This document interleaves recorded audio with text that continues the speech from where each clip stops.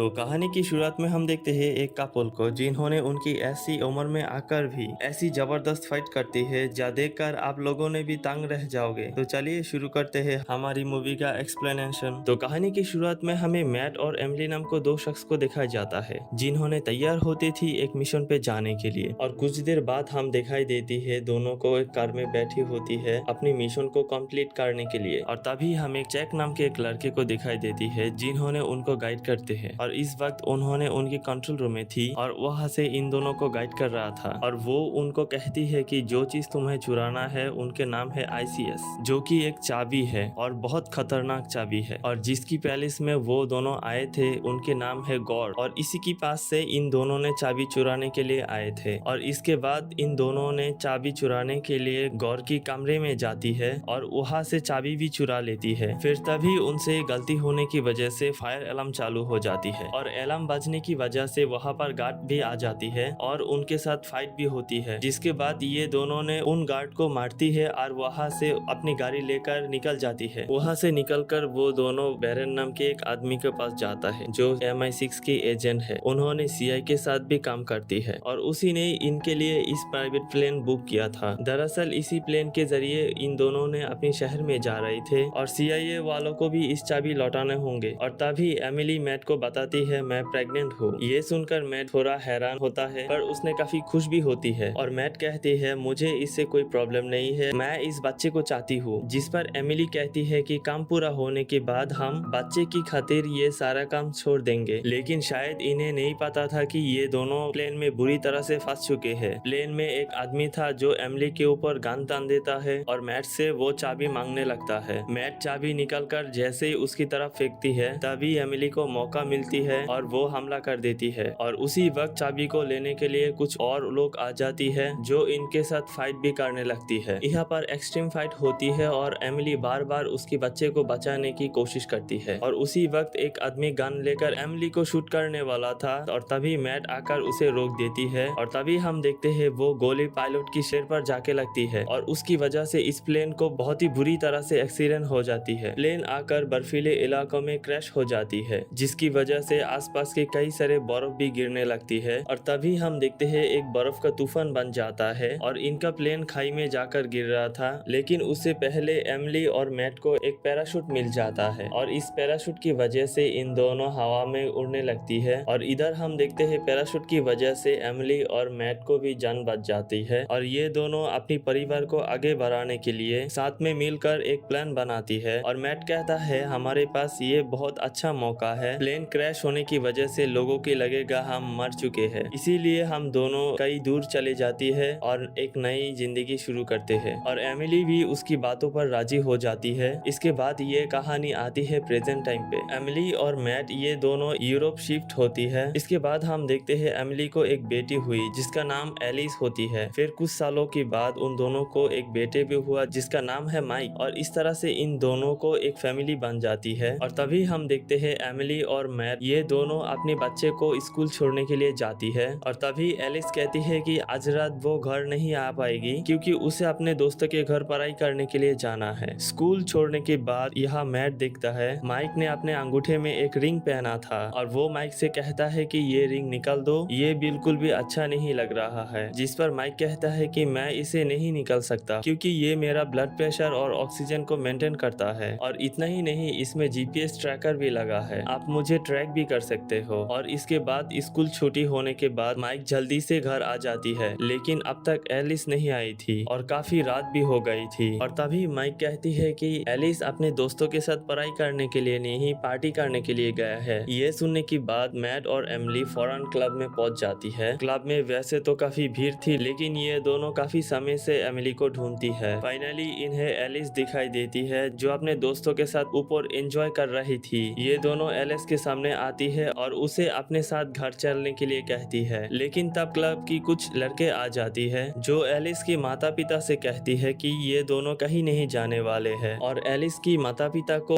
ये लोग बुढ़ा भी बोलने लगती है और चिढ़ाते भी है। और उसी वक्त इनमें से एक लड़का था जो एलिस की हाथों को पकड़ लेता है, जिसकी वजह से एमिली को गुस्सा आता है और उसे अपनी मन की भरस निकल कर पीटने लगती है। और तभी एमिली को देखकर मैट भी शुरू हो जाती है। जब ये दोनों फाइट कर रहे थे थे तो उसी वक्त एक लड़का उन दोनों को वीडियो बना लेती है। इसके बाद ये दोनों एलिस को लेकर घर वापस जाने लगती है। हालांकि एलिस अपने माता पिता से पूछती है कि आखिर ये सब क्या था, जिस पर ये दोनों झूठ बोलकर कहती है कि हमने मार्शल आर्ट की ट्रेनिंग की है और एक ही महीने में हमने काफी कुछ सीख लिया था। लेकिन एलिस को इनकी बातों पर विश्वास नहीं हो रहा था और उसे यकीन हो गया था कि उसके माता पिता उससे जरूर कुछ छुपाती है। और अगले दिन सुबह में इनके घर पर चेक आ जाती है, जिसको देखकर मैट और एमिली काफी हैरान हो जाती है। मैट पूछता है कि आखिर तुम्हें पता कैसे चला हम यहाँ पर रहती है। जिसके बाद चेक इन्हें क्लब वाले वीडियो दिखाती है। क्लब में इन दोनों ने जब फाइट कर रहे थे तभी उनकी वीडियो को किसी ने वायरल कर दिया था। वीडियो दिखाकर चेक कहता है कि मैं तुम्हें यहाँ पर कुछ बताने के लिए आया हूँ। अगर मैंने तुम्हें ढूंढ लिया है तो दुश्मन भी तुम्हें ढूंढ ही लेंगे। उन्हें उस आईसीएस की चाहिए। जिस पर मैट कहता है कि वो की तो प्लेन में ही क्रैश हो गया है। जिस पर चेक कहता है कि हमें प्लेन की मलबे को अच्छे तरह से ढूंढा पर कहीं पर वो की नहीं मिली और कहता है बेरेन ही उस प्लेन पर जाल बिछाया थे। वो गोर के साथ मिल के काम कर रहा है और वो तुमसे चाबी लेने के लिए कभी भी आ सकता है और सीआईए वाले भी तुम्हें गिरफ्तार करना चाहती है, इसीलिए वो भी तुम्हें ढूंढ रही है। और उसी वक्त कोई चक को शूट कर देता है जिसकी वजह से उसकी मौत हो जाती है। दरअसल यहाँ पर गौर के आदमी आ गए थे जो कि इनके ऊपर बहुत ही बुरी तरह से फायरिंग करती है और उन लोगों को चाहिए था सिर्फ चाबी। और तभी यहाँ से भागने के लिए मैट इनको चकमा देती है और इनको ध्यान भटकाने के बाद मैट अपनी गाड़ी लेकर यहाँ से निकल जाती है। और इसी बीच एमिली मैट को कहती है हमारे पास वो चाबी नहीं है, फिर भी क्यों वो हमारे पीछे पड़ी है। जिस पर मैट सच बोलते हुए कहता है कि वो चाबी मेरे पास ही है और उसे मैंने तुम्हारी माँ के घर छुपा कर रखी है। उस दिन प्लेन में चाबी देने से पहले मैंने बॉक्स में से चाबी बाहर निकल लिया था। चाबी को निकल कर मैंने उनको खाली बॉक्स दिया था। पूरे 15 साल बीत चुके थे लेकिन आज तक एमिली को ये बात नहीं पता है, इसलिए वो थोड़ा नाराज हो जाती है और कहती है कि तुम्हें उस चाबी को मेरे माँ के घर नहीं छुपाना चाहिए था। उसी वक्त कुछ गुंडे ने उनके ऊपर हमला कर देती है। इनसे पीछा छुड़ाने के लिए मैट कोका कोला के अंदर मेंटोल्स डाल देती है, फिर उस बोतल को गुंडों की गाड़ी में फेंक देता है, जिनकी वजह से एक छोटा सा धमाका होता है। कार की बैलेंस बिगड़ जाती है और बैलेंस बिगड़ने की वजह से उनकी कार को बहुत बुरी तरह से एक्सीडेंट हो जाती है। गुंडों से पीछा छुड़ाने के बाद एमिली और मैट अपने बच्चों की स्कूल में जाता है। स्कूल से इन दोनों को उठाता है और सीधा एयरपोर्ट निकल जाती है। और तभी बच्चों को एमिली बताती है हम न्यूयॉर्क जा रही है तुम्हारी नानी के पास। ये सुन के बच्चे भी थोड़ा चौंक जाती है क्योंकि इन्हें पहले बताया गया था उनको कोई नानी नहीं है। दोनों बच्चे ये सुनकर काफी हैरान थे, आखिर इनके माता पिता है कौन और क्या छुपा रहे हैं। हालांकि एमिली अपने बच्चों को कहती है कि हम तुम्हें सब कुछ बता देंगे लेकिन अभी तुम हमारे साथ देना होगा। कुछ ही समय के बाद ये लोग न्यूयॉर्क आकर पहुंच जाती है और एयरपोर्ट पर इनकी चेकिंग होने के बाद उनको भेज दिया जाता है। और इसी एयरपोर्ट के बाहर हमें बैरल को दिखाया जाता है। दरअसल एयरपोर्ट की सीसीटीवी कैमरे में एमिली और मैट की पहचान हो गई थी, जिसकी वजह से बैरन को मालूम हो जाता है कि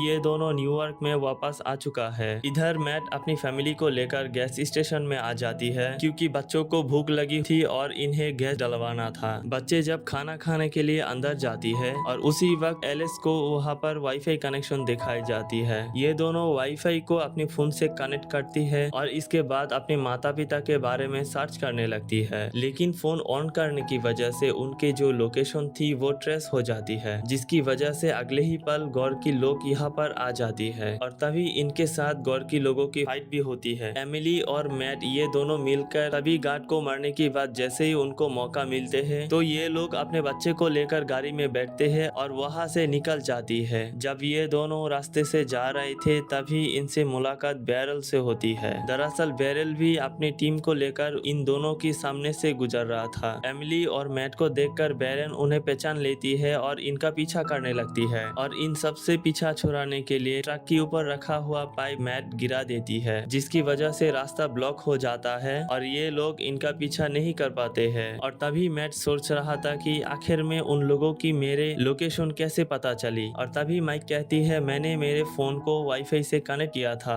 और मैं आप दोनों के बारे में गूगल पर सर्च कर रहा था। फोन के बारे में जानने के बाद मैट माइक से फोन ले लेती है और उसे बाहर फेंक देता है। जब उसने फोन को फेंका तब एक ट्रक के ऊपर गिर जाता है और उसी फोन की लोकेशन इस वक्त बैरल को मिल रहा था जिस फोन को मैट ने ट्रक में फेंक दिया था। इसके बाद रात भर ड्राइव करने के बाद अगली सुबह में अपने घर पहुंच जाती है। वैसे ये घर एमिली की नहीं है, उनकी माँ जिनी का घर है। यहाँ पर जिनी जब अपनी बेटी एमिली को देखती है वो काफी हैरान हो जाती है क्योंकि सबको पता था 15 साल पहले एमिली और मैट की मौत हो चुकी है। इसके बाद जिनी उनको लेकर घर के अंदर जाती है और वो अपने नाती पुते से मिलकर काफी खुश थे। और उसी वक्त यहाँ पर रॉनी नाम का एक बंदा आता है, वो जिनी के साथ रहकर ट्रेनिंग कर रहा है क्योंकि वो भी CIA का एक एजेंट बनना चाहता है। इधर हम देखते हैं बैरन अपनी टीम को लेकर उस ट्रक के पास पहुंचती है जिस ट्रक में माइक का फोन था। फोन को देखकर बैरन को मालूम पड़ जाता है कि मैट ने उनको बेवकूफ बनाया, लेकिन फिर भी ये लोग काफी चालाक थे।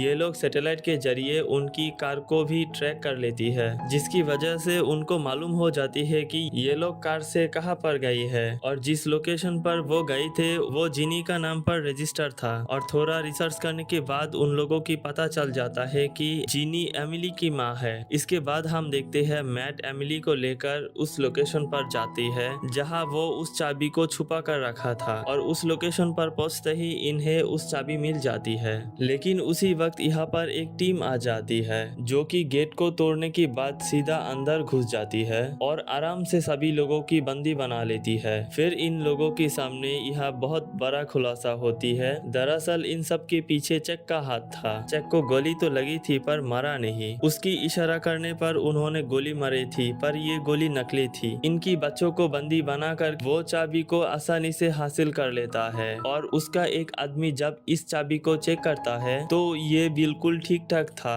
और यहाँ पर चेक इन्हें बताता है कि मैंने तुमसे झूठ बोला, बैरन गोर के साथ मिला नहीं है बल्कि वो तो अपनी टीम CIA के साथ काम कर रहा है। मैंने मारने का नाटक इसलिए किया ताकि तुम खुद मुझे चाबी तक लेके आ जाओ, लेकिन बात तो सिर्फ यही थे कि तुम दोनों मेरे काफी होशियार एजेंट थे। प्लेन क्रैश हो जाने के बाद एजेंसी को लगा तुम मारे गए और वो चाबी भी मलबे से नहीं मिला और एजेंसी को ऐसा लगा कि इन सब के वजह सिर्फ मैं ही हूँ, इसलिए उन्होंने मेरा मुझसे जॉब छीन लिया। इतना ही नहीं, उन्होंने मेरे घर, मेरे वाइफ, मेरे पेंशन सब कुछ मेरे से दूर कर दिया। मेरी बीवी भी मुझसे दूर हो गई सिर्फ तुम लोगों की वजह से। और हाँ, तुम लोग अपनी बच्चे को सही सलामत देखना चाहते हो तो मेरे पीछे में मत आना। मेरे काम पूरे हो जाने के बाद कल इसी वक्त तुम्हें तुम्हारे बच्चा सही सलामत मिल जाएगी। इसके बाद जैक मैट की बच्चों को लेके हेलीकॉप्टर से वहां से चली जाती है। इसके बाद इन लोगों ने बाहर की CCTV कैमरा को चेक करती है और वहाँ पे वो देखती है माइक अपने अंगुल को दिखाते हुए। दरअसल माइक एक होशियार बच्चा था, इसीलिए वो कैमरे में उस अंगूठे को दिखा रहा था जिस अंगूठे में उसने रिंग पहन रखा था। उस रिंग की वजह से ये लोग लैपटॉप से माइक की लोकेशन को ट्रैक कर पाते हैं और इस तरीके से इन्हें मालूम चल जाता है कि बच्चों को एक बिल्डिंग में ले जाया गया है। अगले ही पल मैट और एमिली भी उस बिल्डिंग पर पहुंच जाती है। ठीक इसी बिल्डिंग के ऊपर कुछ आमिर जादों को चक इकट्ठा करती है। दरअसल इस आमिर जादों को चक उस चाबी का कुछ डेमो दिखा रहा था। एक लड़की थी जो उस चाबी के जरिए सब कुछ ऑफलाइन कर देती है। और जैसे ही ऑफलाइन बटन को दबाती है और तभी एक ही झटके में सभी बिल्डिंग ऑफलाइन हो जाती है और एक ही झटके में पावर वापस भी आ जाती है। और ठीक इनके सामने एक डैम बैरियर था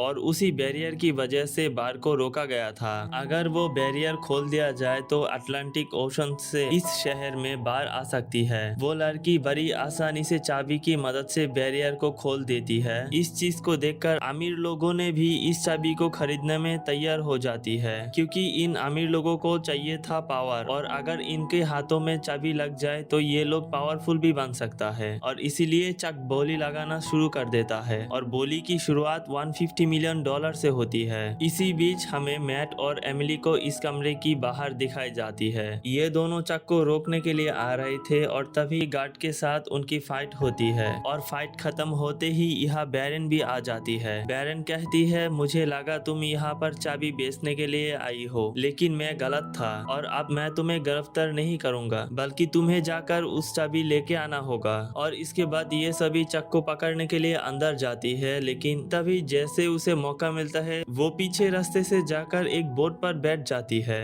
और इसी बोट पर मैट और एमिली का दोनों बच्चे भी थे। अपने बच्चों को बचाने के लिए मैट और एमिली भी भाग करके चेक का पीछा करती है और तभी उनके सामने गौर की आदमी आ आ जाती है और इन दोनों से कहती है वो चाबी कहाँ पर है, उसे हमें दे दो। और तभी मैट कहता है कि वो चाबी हमारे पास नहीं है, लेकिन फिर भी उन्हें लगता है कि वो झूठ बोल रहा है। और उसी वक्त यहाँ पर जिनी भी स्नाइपर लेकर आ जाती है, जो अपनी स्नाइपर से उनके ऊपर निशाना लगा देती है। और इस तरीके से एमिली और मैट को यहाँ से भागने का मौका मिल जाती है। ये दोनों भागकर नदी के किनारे जाती है और वहाँ से एक बोट लेकर चक का पीछा करने लगती है। इस बीच हमें रोनी को दिखाया जाता है, जो अपने कार में बैठ के जिनी का इंतजार कर रहा था। ठीक उसी वक्त यहाँ पर वो लड़की आ जाती है जिसके पास चेक की चाबी था। रोनी जैसे ही उस लड़की को देखता है उसे पहचान लेता है। वो लड़की चाबी लेकर गाड़ी पे बैठने के बाद यहाँ से निकल लेती है, लेकिन तभी रोनी अपनी कार को लेकर उसके गाड़ी में ठोक देता है, जिसकी वजह से वो लड़की बेहोश हो जाती है। और अब ये चाबी रोनी को मिल जाता है और जिनी कहता है कि नदी का बैरियर तुम्हें फौरन बंद करना होगा, वरना इस शहर में बाढ़ आ जाएगी। लेकिन फिलहाल रोनी को ये नहीं पता था कि वो किस तरह से काम करती है। और इधर एमिली और मैट चक की बोट पर पहुंच जाती है और उनके लोगों से फाइट करने लगती है। ये दोनों ने मिलकर फाइट करके उनकी आदमियों को पानी में फेंक देती है। और तभी हम देखते हैं बोट जाकर बैरियर पे टकराने वाला था और अगर ऐसा हुआ तो बोट में धमाका होगा और ये लोग भी मारे जाएंगे।